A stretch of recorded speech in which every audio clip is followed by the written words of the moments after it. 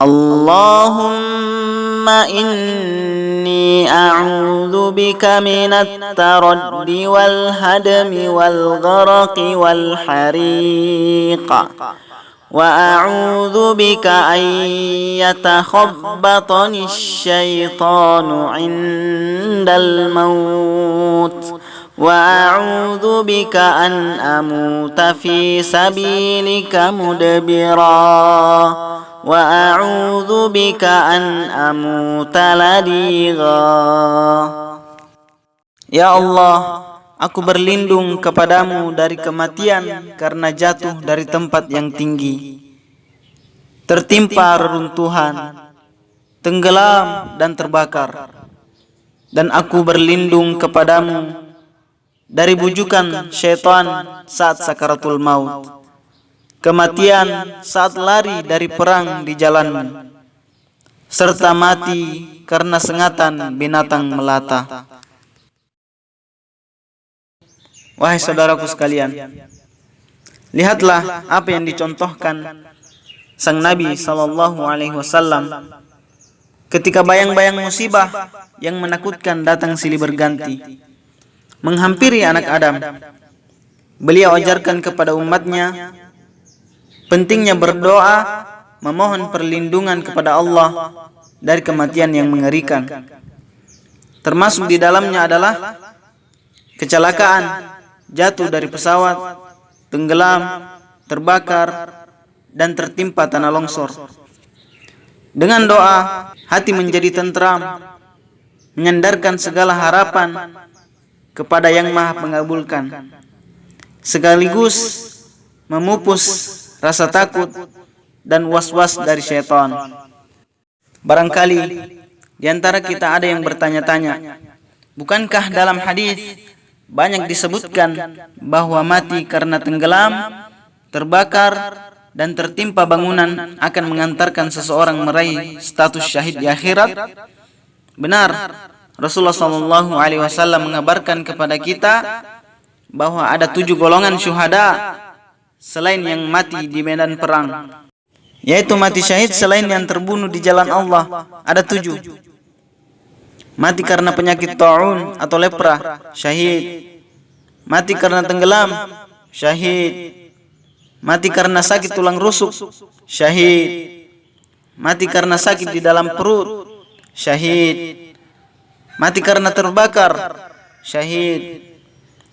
Mati karena tertimpa bangunan atau benturan keras, syahid. Dan wanita yang mati karena mengandung atau melahirkan, syahid.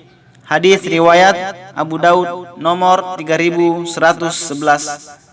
Demikian juga Ibnu Hajar rahimahullah menukilkan sebuah hadis yang diriwayatkan oleh At-Tabrani dari hadis Ibnu Mas'ud bahwa orang yang mati karena terjatuh dari puncak gunung dan mati karena dimakan binatang buas termasuk syahid di sisi Allah. Dalam kitab Fathul Bari bab asy-syahada sab'un siwal qatl. Jika memang musibah-musibah tersebut menjadikan seseorang mati syahid, kenapa kita dianjurkan untuk menghindar darinya? Pertama, kematian dalam kondisi tersebut sangat keras dan melelahkan. Boleh jadi seseorang ketika mengalami hal itu imannya tidak kokoh, sehingga setan mampu menggelincirkannya dari iman. Sementara itu, manusia adalah makhluk yang lemah, mudah putus asa, sehingga selayaknya memohon agar diberikan kemudahan, lebih-lebih pada kondisi ketika akan meninggal. Yang kedua, kematian dalam kondisi tersebut biasanya datang mendadak. Boleh jadi seseorang pada saat itu terjadi padanya belum bertaubat.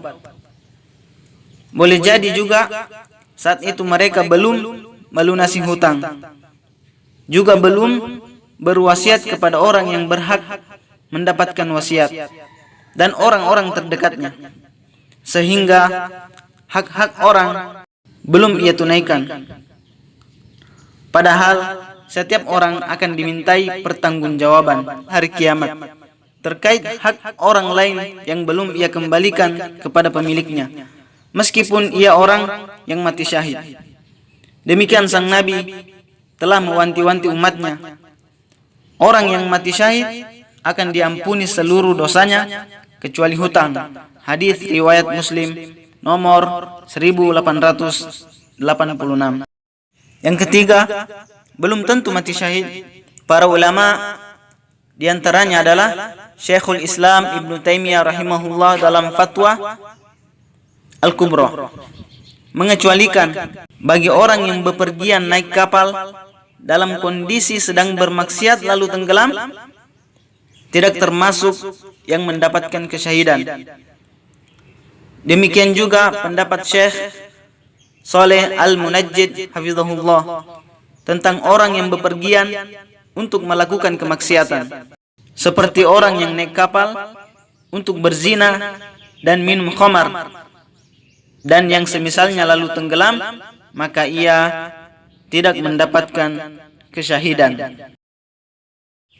Wahai saudaraku sekalian, meskipun meninggal karena tenggelam, terjatuh dari tempat yang tinggi, terbakar, tertimpa benda keras, dan semisalnya itu mengantarkan seseorang meraih syahid di akhirat. Akan tetapi, banyak nas-nas yang menganjurkan kita untuk berlindung dari kematian yang mengerikan tersebut. Apabila seseorang mukmin meninggal dalam keadaan tersebut dan tidak sedang bermaksiat, maka ia memperoleh kesyahidan. Akan tetapi, ia tidak boleh berharap mati yang demikian. Justru sebaliknya, ia memohon kepada Allah Ta'ala agar terhindar darinya, sebagaimana yang telah diajarkan oleh Rasulullah sallallahu alaihi wasallam. Wallahu a'lam.